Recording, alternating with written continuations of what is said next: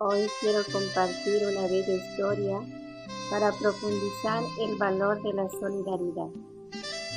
Esta historia lleva por título El espantapájaros que hace favores. Una vez, un jilguero fue herido en una de sus alitas, pero consiguió sobrevivir. Un día, en el frío invierno, buscaba dónde cobijarse y algo para comer. Volaba y volaba y volaba, hasta que llegó a posarse sobre un viejo espantapájaros, que tenía el cuerpo de paja y vestía un traje viejo y desagapado. Su cabeza era un zapallo y sus ojos eran 2 nueces. El espantapájaros le hizo cobijo debajo de su traje para que se calentara. De esa manera el jilguerito encontró una casa caliente en el corazón de paja del espantapájaros. Pero, ¿dónde encontrar alimento? El espantapájaros le dijo: amigo jilguero, si no tienes nada para comer, yo te daré comida. Toma mis dientes de maíz.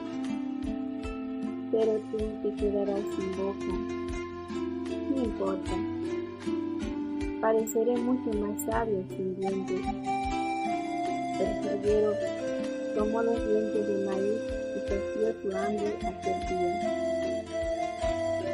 El espantapájaros sonreía de felicidad, viendo a su amigo jilguero contento y satisfecho. Otro día, al verlo hambriento, le ofreció la zanahoria que formaba su nariz. Otro día le ofreció las nueces de sus ojos. Otro día el zapallo de su cabeza. Y así cada día le fue dando lo que tenía para saciar su hambre de jilguero.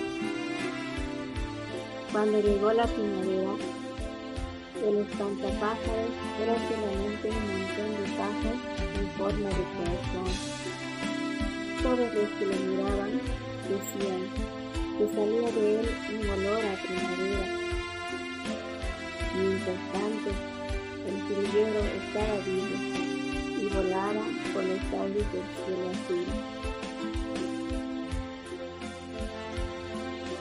Cuando hacemos favores a una persona, esta es muy feliz y nosotros también somos muy felices. Qué bueno es hacer favores. Aprendamos de esta historia lo que Jesús nos enseñó, que hay más alegría en dar